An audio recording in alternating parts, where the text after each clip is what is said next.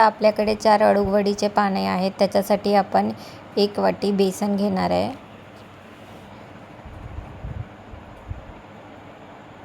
एका बाउलमध्ये 1 वाटी बेसन घेऊया आपण.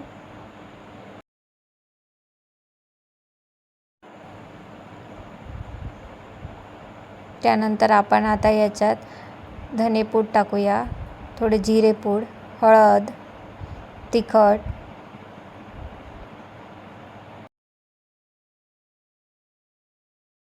हिरवी मिरची, लसूण, अद्रक आणि कोथिंबीरीची पेस्ट आहे ही टाकायची. आता थोडी साखर, चवीपुरतं मीठ,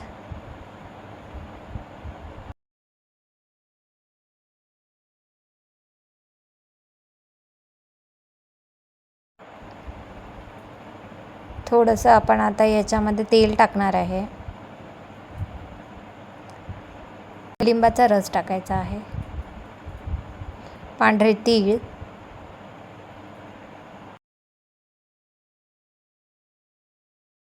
आता आपण याच्यामध्ये 1 ते 1.5 लिंबाचा रस पिळून घेणार आहे.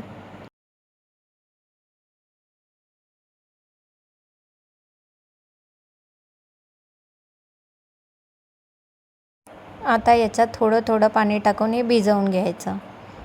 थोडं थोडं पाणी टाकायचं आणि भिजवायचं.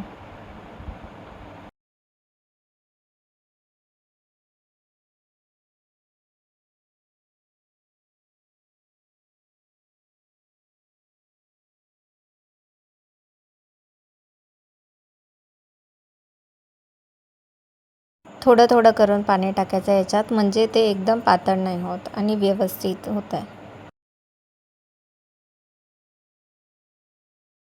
आता आपलं बॅटर तयार आहे. बघा, अशा कन्सिस्टन्सीचं पाहिजे. आता आपण पानांना लावून घेऊया.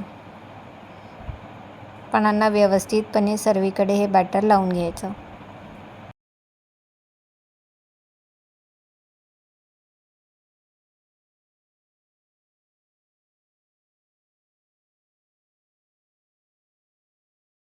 आता एका पानाला बॅटर लावल्यावर दुसरं पान त्याच्यावरच ठेवायचं आणि मग त्याला पण हे बॅटर लावून घ्यायचं. असे एकावर एक पानं ठेवायचे, बॅटर लावायचं.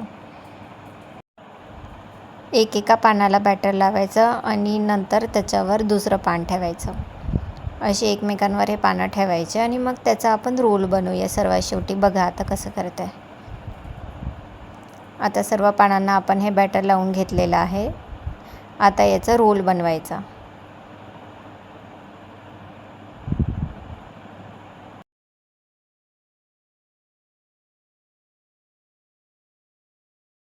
आता आपण एका कढईमध्ये पाणी गरम केलेलं आहे. त्याच्यावर जाळी ठेवली आहे.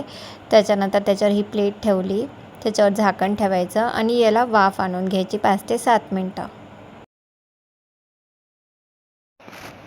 बघा, आता आपली अळूवडी ही छान वाफेवर शिजलेली आहे.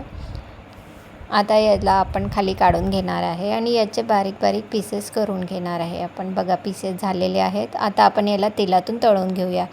आता या अळूवडीला थोडे थोडे तीळ लावून घ्यायचे आणि मग तेलात तळायचं. आता कोणी कोणी या अळूवडीच्या बॅटरमध्ये चिंचेचं रस पण टाकतात, छान थोडासा आंबटसरपणा यायला.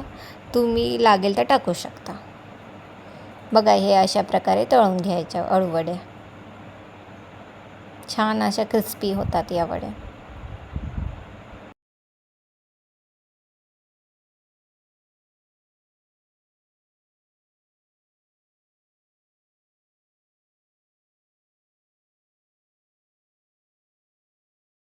आपण आता या एका बाउलमध्ये काढून घेणार आहे. झाल्या आता आपल्या अळूवड्या तयार तळून.